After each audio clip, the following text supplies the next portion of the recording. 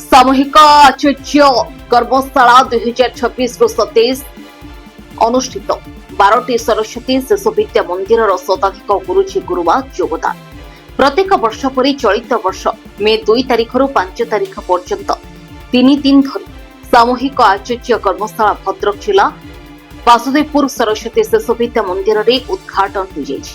उक्त उद्घाटन उत्सव में मुख्य अतिथि भाव में अवसरप्राप्त प्रधान शिक्षक विष्णु मोहन दास, सम्मानित अतिथि भाव में संकुल प्रमुख किशोर कुमार नायक, संयोजक मदन मोहन महंत सह संयोजक मृत्युंजय नायक, विद्यालय उपसभापति गंगाधर सेठी, संपादक रतिकांत मल्लिक, कोषाध्यक्ष उत्कल केशरी नायक प्रमुख उपस्थित थे। अतिथि मानक द्वारा मां भारती मां सरस्वती फटोचित्र पुष्प प्रदान करने सहित दीप प्रज्वलन करी आनुष्ठानिक भाव सभा कार्य आरंभ करथिले। विद्यालयर विद्यार्थी मानक द्वारा स्वागत संगीत परिवेषण करा जितला। मुख्य अतिथि शिक्षा क्षेत्र में सरस्वती शिशु विद्या मंदिर भारतर संस्कृति परंपरा ऐतिह्य एवं ऋषि मुनि नीति आदर्श और संस्कार विषय विद्यार्थी मानक शिक्षा दान देइथाय बोली कहिथिले। शिक्षा विकास समिति पक्षरु प्रत्येक वर्ष सामूहिक आचार्य कर्मशाला आयोजन करा जायथाय। एथिरे नूतन शिक्षा वर्षर पाठ्य घोषणा उपरि छात्र छात्री मानक केमिति शिक्षा दिया जिवो से विषय अंशग्रहण करिଥିବା समस्त गुरुजी और गुरुमा मानक प्रशिक्षण दिया जायथाय। एथि सहित नूतन करी सरस्वती शिशु विद्या मंदिर रे नियुक्ति पाइଥିବା गुरुजी और गुरुमा माने उपकृत हेबा सहित शिक्षा नीति को भल भाबे बुझिथांते, जहा आगको सेमानकु सहाय्य करिबा सहित शिक्षा क्षेत्र में विकास हो पारे बोली अतिथि माने मत व्यक्त करथिले। ए 3 दिन प्रशिक्षण रे विभिन्न विषय शिक्षणीय पद्धति आलोचना करा जायथे। आपन परिचय मु श्री विष्णुचरण दास रिटायर्ड एचएम फ्रॉम बालीमुंडा। कौन कहबे आज होजे वासुदेवपुर सरस्वती शिशु विद्या मंदिर रे सामूहिक आचार्य मानकर प्रशिक्षण शिविर आरंभ होई जे 3 दिन धरिकी व्यापी चलो कौन कहे आज्ञा आज मुझे मुख्य अतिथि थी 12टा विद्यालयर गुरुजी गुरुमा वर्ग ये जोग देते।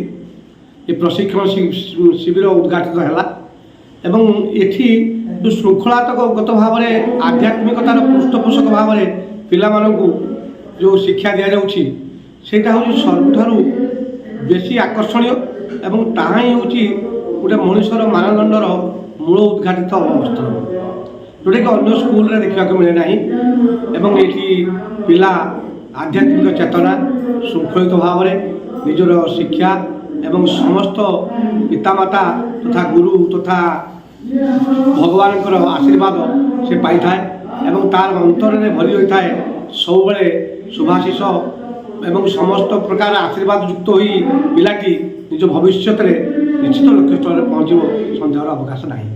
तेणु मो मतरे शिशु मंदिर समस्त प्रकार कार्यक्रम आकर्षणीय ग्रहणीय एवं यहीटा हूँ समस्त प्रकार लोक मानकर गोटे मूल मंत्र कहले अत्युक्ति हम ना।